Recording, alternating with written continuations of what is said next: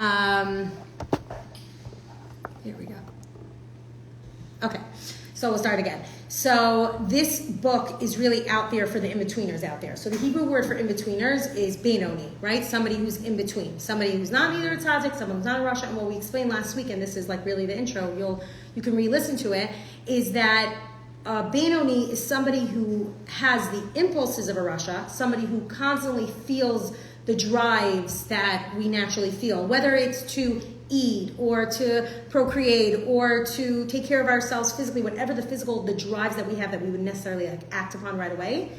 But he's able to control his impulses like a tzaddik. So you have both within you. You have tzaddik-like because you're able to control yourself. You have Rasha-like because you have the impulses, and then you work it through together. And one way that the Tanya explains this is with this concept that you were created with two souls. When you were first created, you had this animalistic soul. You had this part of you that just literally like a baby, like I'm hungry, feed me. I'm tired, put me to bed. Where's my passy? Where's my blanket? Right? Like, give me my clothing. It's color war. We're team yellow. Why? Who has yellow shirts? Like, don't be yellow. Just do red and Nina comes home. She's like, I'm color war captain. I'm yellow. I'm like, so what am I supposed to do? Like, I don't have any yellow. She's like, give me a yellow tutu. Nobody has yellow tutus. Like, you have a yellow tutu. You have every color?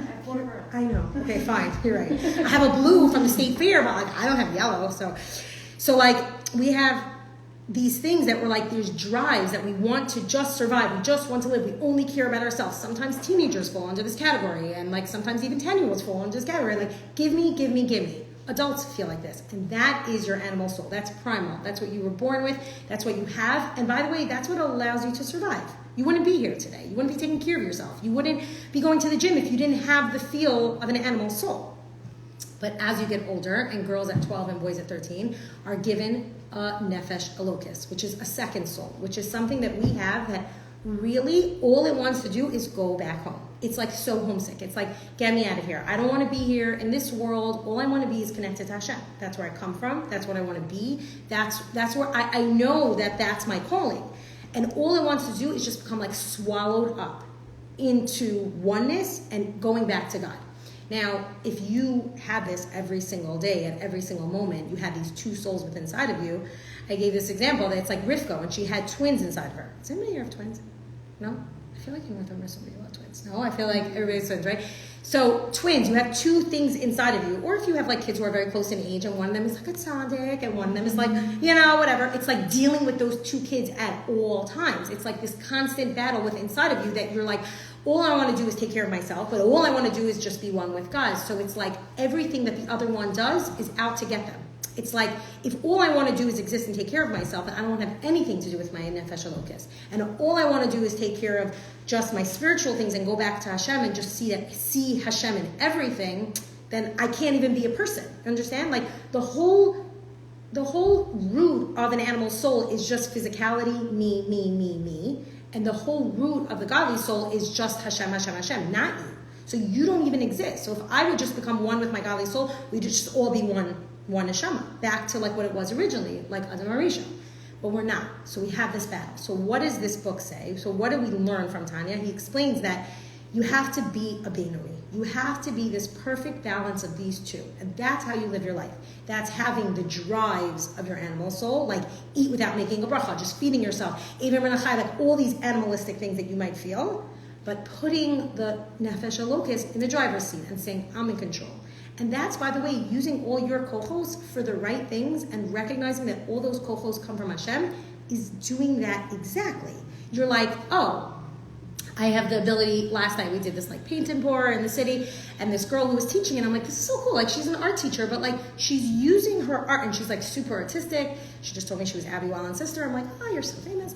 And she's so cute. And she was like, she loves art, and she's like, I'm using it, and I'm coming here to teach a class of 30 girls who are growing, right? Like, in their Yiddishkeit. So it's like you take your what you were given, you take your nefesh elokis, you take this like spiritual thing that only wants Hashem, and then you use it for those things. So it's like you have a horse, that's your animal soul, and you're holding the reins. Not that I ever went horseback riding, but like I would imagine that that's what it would feel like, right? Okay, so your nefesh elokis is in the driver's seat. So that was like the main idea of the first class. The second idea that we're going to that was like the first chapter, is that you were given two souls. Okay, so if you ever feel like Some days you're like, today I'm feeling so holy, like I'm coming to a shir, right? And then it's like you go to like House of Lankery because they're having a sale. Like, by the way, it's like so dangerous that they're like literally on my corner now, and I'm like, this is so bad. Did you go in yet? No. It's like literally right here. So it's like, oh my gosh, and then I'm on my way home. I stop in a sale. We're like, oh, but it's an IDs. Am I really allowed to shop? But it's on sale, so I click. So it's like, wait, who am I? Like, who am I? Like, am I somebody who goes to Sherm and learns, or am I somebody who just loves to shop in clothing and do my nails, you know, do all my get laundry, right? Like before the 90s. Who am I? And it's like, we're both. And it's such a like relaxing feeling because like you have these moments where like you like, you know, you just went to like you're on this high, right? Like you go to this place and you feel so good. Like girls feel this when they come home from seminary, or girls feel this when they come home from camp. Like you're in such a good place, and then it's like it hits you so fast, and then you stop yourself in your tracks and you say, it's okay. That's exactly how it's supposed to be. How am I going to navigate the situation? How am I going to make this a little bit better? Okay? So that's the idea of the first chapter. The second chapter, and I am really going to use this because it just reminds me. The first chapter is the concept that a Jew has two souls. One is from the animal soul. It derives from the natural spiritual realm of Klipas Noga, and it is a blend of good and evil. The second one talks a little bit more about the godly soul. So that's what we're going to try to do now. So if we want to understand that we have these souls, it's very hard to talk about souls. So we were saying that this is like very deep, right? Like this is like, is this too scary? So I'm telling you, like I was scared for a year until Mary actually was like sitting on her porch and she's like, I'm learning Tanya. And you're like, I'm listening to Shay's Town. And I'm like, I could do that too, right? Like we could, because otherwise it's like, what is this? Like I've never learned this before. It's very scary, but it's really very, very practical. In this sense that we have souls. Souls are a scary word to say because I don't know, who's my soul, where's my soul, like does your soul leave you, your soul comes to you every night, I say Moda, every night I go to sleep, my soul goes up, I say Moda. What is a soul? So we can't really understand the soul because we don't see it. So when you don't see something, it's very hard to grasp it, right? That's why, by the way, like I'm a very visual person. When I'm learning, like if I'm not taking notes, like I am like, what's happening over there in the background? Like, who's talking? I need to make, or by the way, sometimes even when I'm taking notes, I'm making shopping lists. Like, so I know that in order for me to focus, I really, really need to see it, but I don't see my soul. So how do I connect to my soul? So in order for us to connect to it, and I'm going to try it, and like I said, this is not something I'm so fluent in, but I'm going to try to teach it and really just ask questions because it's very esoteric. It's a soul. It's not here. But if we understand the anatomy of it, then we could. So in biology, right, we learn about like the anatomy of how things are created, how humans are created. And just like a human is created, your soul is also created. And the way that we say this in Hebrew is that it's like formed from God. So God has all these, what we refer to in Hebrew as spheros. Okay? Like not like a sphere, like in Hebrew spheros. I don't even think that there's like a one way of saying it. I think it's just multiple. There's no like no like yachid form. It's only like Rabin, spheros, right? So it's like it's many. What are these? These are like the DNA of Hashem, like the way that He connected to this world. He in Hebrew it's called nishtalshal. He was like it was like a chain. He like unfolded himself, and then we became a being. We became a soul. So it's like Hashem is here, and then He like folded Himself down, and when it reached down to this world, He imbued those powers that He used to create Himself to create an neshama also. And it's the same anatomy as Hashem, but in Hebrew, when they're referring to Hashem, we refer to them as spheros, but when we refer to them in ourselves, they're referred to as kohos. Kohos is a much easier word for me to understand. Koach is koach, my strength, right? Like, it's what I use, like my kids say. I mean, this is a problem when you're parenting and you hear your kids saying things like, no kayach. I'm like, whoa. Like, where do they hear that? That's me. Like, they didn't learn that in school, like I have no kayach, right? So what does it mean, kayach? Like, I'm always like, Hashem should give you kayach. You should be able to, what is kayach? What is that? It's your strengths. It's your powers. Okay? It's not just like physical strength, lifting weights. It's actual spiritual powers that you were created with. So you were given a neshama that's similar to Hashem, in essence, in its anatomy and its creation, but it manifests itself here in powers. Okay? So I have strength. So what are those powers? And we could divide them into two. Okay? So there are 3 intellectual and 7 emotional. Now, the 3 intellectual, you've for sure heard them, are actually the acronym for Chabad. Chachma, Bina, and Das, right? So if anybody wanted to ever know what Chabad stood for, it was Chachma, Bina, Das, and it's the 3 intellectual capacities. They're the right side of your brain, the middle side of your brain. Das, we're going to discuss Das a little bit, because Das is a lot about like knowledge and focusing, and that's probably like the most elusive one, but we'll get there.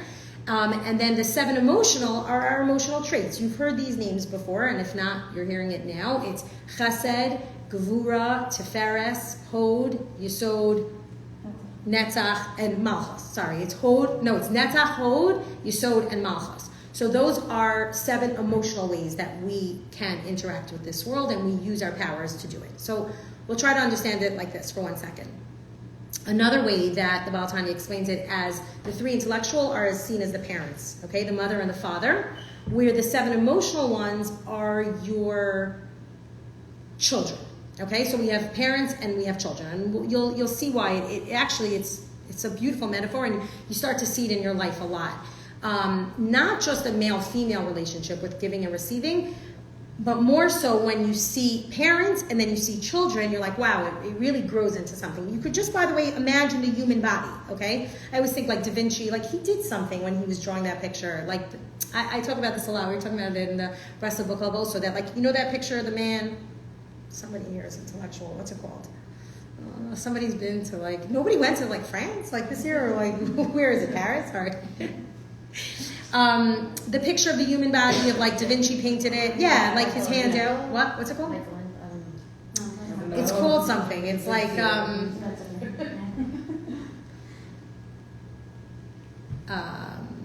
forgot what it's called. Okay, I'll look it up after. So he like drew this picture of a hand. So you see like of a man standing like this. You see his head, and then you have the right side of him and the left side of him, and we have powers within us. But it was what we refer to as this. I keep hearing this word. It's kind of like this reflection or like an unfolding of how Hashem wanted it to happen. So what is Chachma? The Chachma is the first of if it's the first of the spheres, what is it? So Chachma can be seen as like this flash or this like burst of like intuition or an idea. I want to create something. I want to do something. I have a business idea. I have an app idea. I want to create. And you have this like just intuition. It's Chachma. It comes to you. Like it just comes. And then it lays there dormant until it has Bina, which is literally like he explains about Tanya, like a womb, like the female womb that catches that inspiration and then creates something with it. But not without Das. What is Chachma is that flash of intuition. I have this idea. It's like sometimes in Hebrew it's referred to just like as a point, like a nakuda. Have you ever heard that word? Like nakuda. What's a nakuda? Just a little dot. Happens to be, I was recently, I was davening with my father. He has a hard time now with his davening, and he like needs a lot of help with it. And as I was saying it, he's like, no, Ivra, like say the words rightly with the right nakudos. And he's like, which one is it? I'm like, the one with the 3 dots that goes like this. I was like, shoot, I don't even know what that one's called. Like, I'm like, I know Segel and like Tere. Like, my daughter's only in kindergarten, so like I have time to remember the names of the nakudos. But nakudos are just dots, right? Like a nakuda. That's what Chachma is. It's a little dot there. It has everything in it, but it's waiting to be unfolded. And it can be deposited into this womb of Bina, like a kli, a vessel. And then there it's allowed to grow. But how does it grow? Through Das.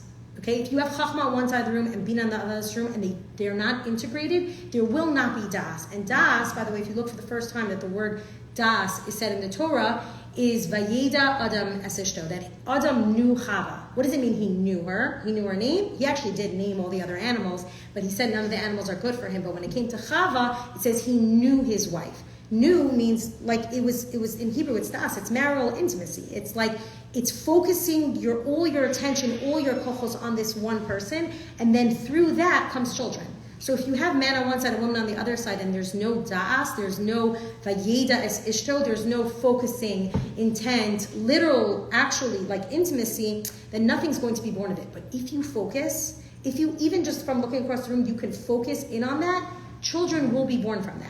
Think about an idea that you've had, that you allowed to develop, and you got help. You got help to develop it. You had people, you had this idea, you wanted to do something, and then it just came out, and then it developed. Like, I'm like, look at Tivia. Like, I don't know what happened here, but I'm telling you, I had this idea. I'm like, okay, we're going to teach Tanya, I'm going to go live.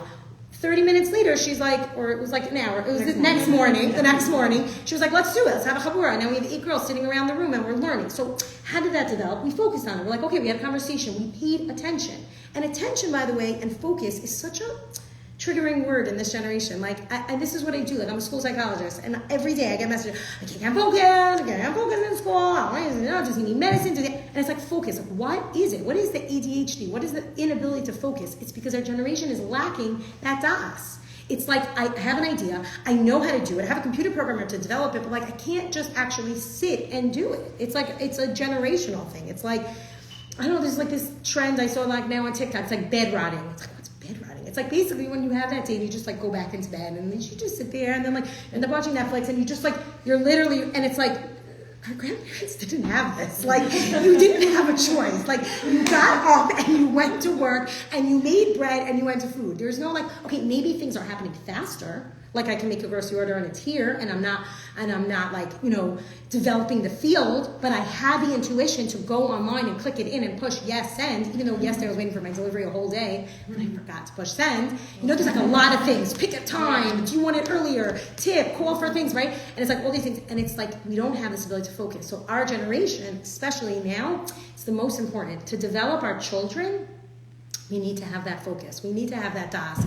Das in a male-female relationship is intimacy, but das in any relationship, whether it's mother to child or father to son or Rebbe to student, that focus is so, so, so important. You can't have anything without it, okay? So we have Chachma, Bina, then we have Das, which melds together. And then what's born from that? Children. Children are your emotions.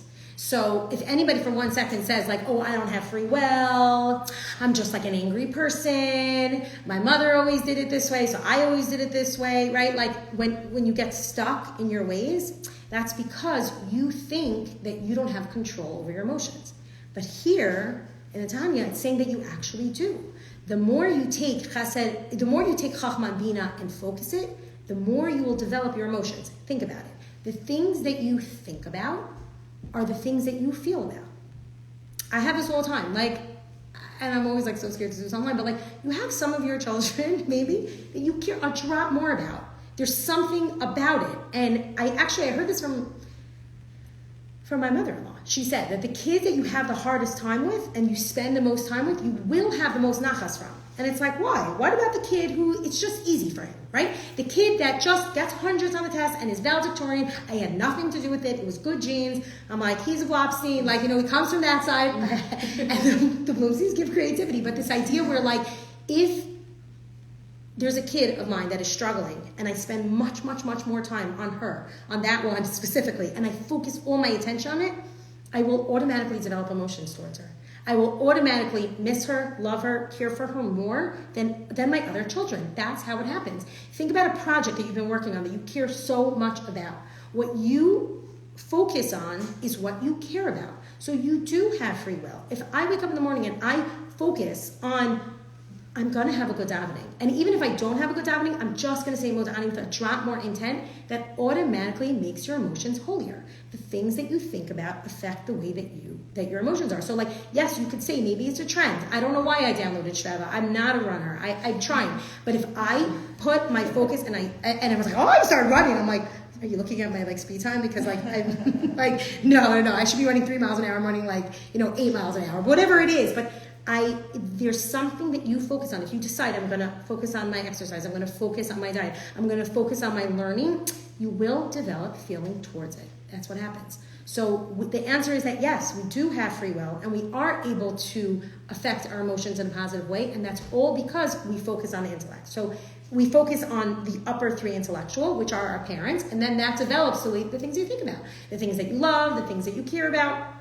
I think that we have to like change like the script like for our kids and like stop being so scared of like focusing on them and like attention on them, because like we sometimes don't, by the way, it's really because we're scared. We think it's like, oh, because I'm so busy, right? I'm so busy. Like, stop, what are you nudging me? Like, what are you showing me? What are you doing, right? This is all the time, Mom, look at me. And I'm like, let me just finish this email. And it's like, when am I sitting and focusing on this kid? Because I think that the things that I'm busy with are more important. Like a friend of mine told me this about like older people. Like we think this all the time. Like older me, yeah, I'll come visit them when I see them, or whatever, my grandmother, or my parent, whatever it is, because I'm so busy. What's to say that what you're doing is busier than what they're doing? So we have this misconception of like the things that we need to focus on, the things that we need to care about, and it's like whatever I really focus on, I will see children born from that. I will see good things come from that. And that's why we try to expose our kids to higher level intellectual things. And we talk about things. Like my grandfather was just after, and we talk about Tchias HaMesim.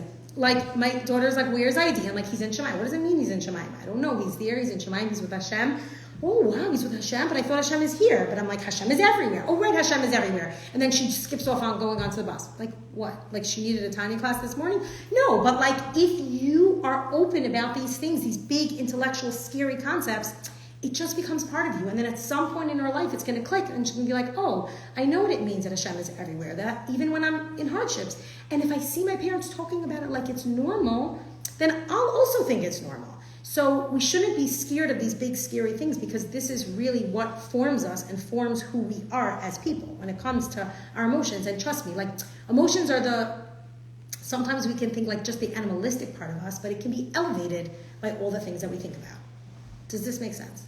Intellectual? Yeah? Okay. So your godly soul has all these kohos, right? Your nefesh elokis, the second one, the one that kicked in a little bit later, has all these kohos. Now what about my animal soul that I was given at birth? Does it have the same kohos?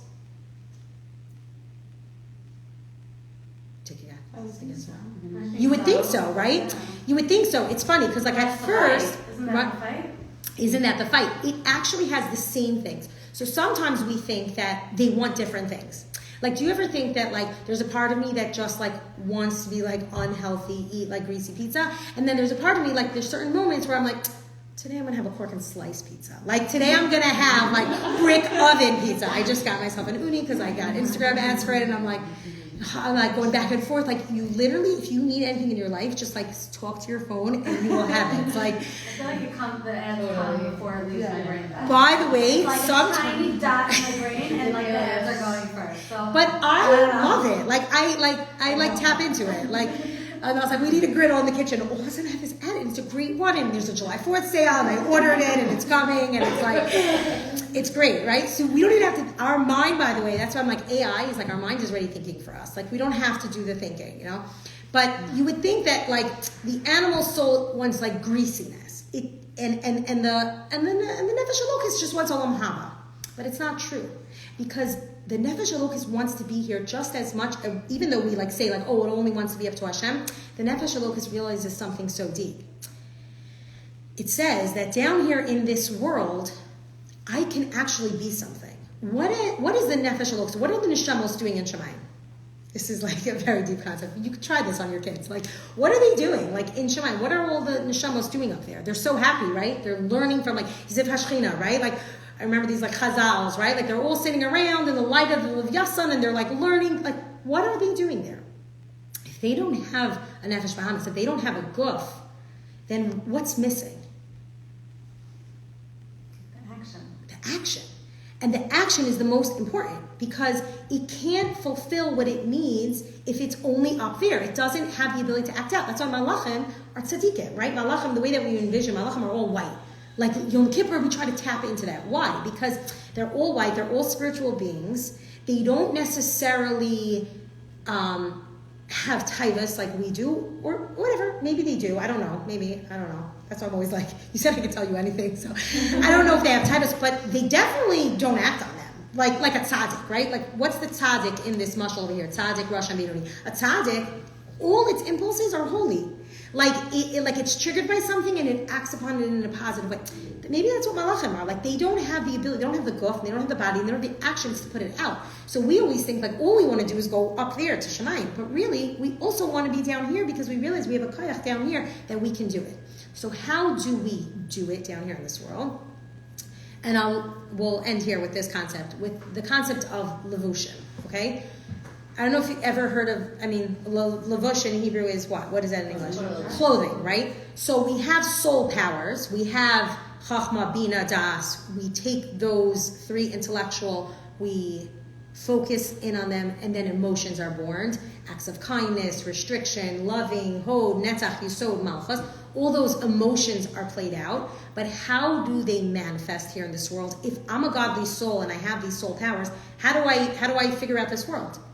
I'm a God, a godly soul, right? I'm connected to Hashem. I'm white. I'm clear. I don't know. How do I connect to this world? Hashem gives us clothing so that we can use our soul in this world. I always think back to like the first thing that Adam and Chava, right? What was the story? What happened with Adam and Chava? They had to get dressed after they had to get dressed. Like, what was that? Like, why all of a sudden they have to get dressed? It's such a funny thing. Like, think back to those stories, like the stories of Bereshit are like the deepest stories. Like everything is in that story. Everything you ever want to know or learn is in the story of Adam and Chava. They messed up, right? So it used to be that they were what? What does it say that their skin was, by the way? Like nails, right? It was almost like see-through. Like I never understood that. And then that night, Rose, like by Havdalah, right? I'm like, wait, like hold the candle back together, right? I need a new Havdalah candle. This is my reminder. Like every month Shabbos, I'm like, shoots, we need a new one, right? So nails are my reminder. But the idea where we'll explain what the nail was, and that's actually a klipa, but we'll get to that when we get to the chapter of klipas. But the idea was that how does Hashem gave them clothing so that they can use their soul in this world? And what is clothing? The way that the Tanya explains the clothing is that it's three clothings. Okay, we got 3 outfits. Okay, we got 3 seasons. Let's like skip summer, right? Let's go straight into fall. No, I love summer, but it's always like, it's like, what's your like, like those people who get like their seasons red, like what season they are? Color palette. And so anyway, so we have 3 clothings. What are our 3 clothings? What is our levushim? It's speech, thought, and action. Okay, those are, by the way, all levels of like behavior and action and whatever. We'll explain them more like next week or next class before we do this again. But this idea that we have 3 ways of dressing up our soul. Okay, our soul has 10 soul powers. We have ways to connect to this world, but we can't connect to it unless we have these clothing, and that's how it manifests in this world. If without clothing, we would just be in Nefesh Elokos. We would just be floating up in Shemayim. We wouldn't have a way to do it. So in a way, we have to think that we right now are at the highest level. Like we think that all we want to do is go to the next world. The next world is Olam Haba, it's amazing, whatever. Hashem says it's even better down here with your kohos and with your levushim, because you then have control over your actions. A tzaddik doesn't really have control over their actions. Someone who's in Shemayim doesn't really have control. They don't have free will. Why? Because everything is just drawn to do good. Here, down here, in this world, with our soul powers and with our soul clothing, we can make a difference, and that's the amazing part. That's the special part. That's what makes us higher, in a way. Like you ask yourself, like, am I higher, am I greater, am I better than like Malachim? We have the ability to do more. And that's why, by the way, like, we're always like Jewish people are obsessed with doing things Le'iloi Nishmas, right? Why do I always want to do like things Le'iloi Nishmas for other people? Like they can't do it themselves. They can't do it themselves anymore, so we do it for them. So like kind of like your soul clocks in at a certain level when it gets there, but the more you do for that neshama, the higher it goes, but it's because we're doing it for them. So that is how you should think of the levushim. The levushim are the things that you do, let's say, for people who passed away. Like this, I was having a hard time understanding levushim, so this was like my way. So this is just like my mashal of like thinking like, okay, if I think about this person, right? Like today is like the yard side of the Yismach Moshe, right? So like, I don't know who he was. My father-in-law has a shul named Yismach Moshe. I didn't know him, right? And now the more I think about that person, okay, it elevates his neshama. We light candles for neshamos. Why? Like sometimes, like we have like a lot of people Yiskar, and we light a lot. Why are we lighting candles for the neshama? Because it makes us think about that. So our thoughts, our actions. Let's say I donate money for that person, or I help my daughter with her homework, or my speech, the things that I say, like my tefillos, are all ways of taking your soul powers and using them in this world. I want to use them in this world. I want to activate my soul powers. I have powers. I don't know what it is. Whether it's like your simcha, whether it's your organization, whether it's your friendliness, whether it's your connection to getting somebody a job, whatever you have, if you use levushim on top of that, that's how we create something in this world. So how do I use my neshama in this world? I don't know my neshama. My neshama is see-through. My neshama is clear. I don't know what it is. Is it real? It comes from... I want to use my neshama in this world. I'll clothe it with speech, thought, and action, and that's how I can use it. Is this including the animalistic soul also, or are you just talking... So now we're first talking about the godly soul. The animal soul also does, and I'll explain just like, because you got there 1 second, there's also soul food. There's not just clothing for your neshama, there's also food for your neshama. So the clothing is kind of like mitzvahs. Think about it, right? Like we have 613 mitzvahs. They're not just here for us to write mitzvah notes, which I'm so bad about, but like they should do that. Like this should be an Instagram thing. Like AI should make like mitzvah notes. Totally have it. They have a ready pre-made. I don't believe in mitzvah notes. You don't believe in mitzvah notes, no. Me neither, because they're really not mitzvahs. They're just like mommy's lazy and I need help right now. Right, I know. But like they should have like pre-made, like helped your sister, right? Like cleaned her knapsack, cleaned her room. It was so good on Shabbos and said her Dvar Torah, like even with your signature. So what are mitzvos? Mitzvos are those clothing. The clothing is mitzvos. It's an amazing thing when you think about it. Like, and maybe this brings me back to Chabad. Like, they're all about just do a mitzvah. Just do a mitzvah. Like, why? Light a Shabbos candle. You're not going to keep Shabbos. Why are you telling someone to light a candle? Do it. You'll see. You're activating your neshama. Put on tefillin. Why? In front of Geffen. I'm always like, they're so amazing. Like, they're always sitting there. They're always wrapping people with tefillin. Do a mitzvah. What is it? What is even? Like, why? What if I'm not like Shomer Shabbos? Like, I should make Havdalah if I'm not Shomer Shabbos. I didn't even start Shabbos, right? Like, I should light candles even though that I know that 1 minute later I'm not going to be Shomer Shabbos. Like, do a mitzvah because that's activating your soul powers. And it just comes. It's like, another chazal, right? Mitzvah goreres mitzvah. It's like you do one thing and then it leads to the next and the next thing. You don't know where it's going, but it's here, right? I said I'm going to go on here and now we're all learning. What's happening? I don't know, but I'm activating the clothing.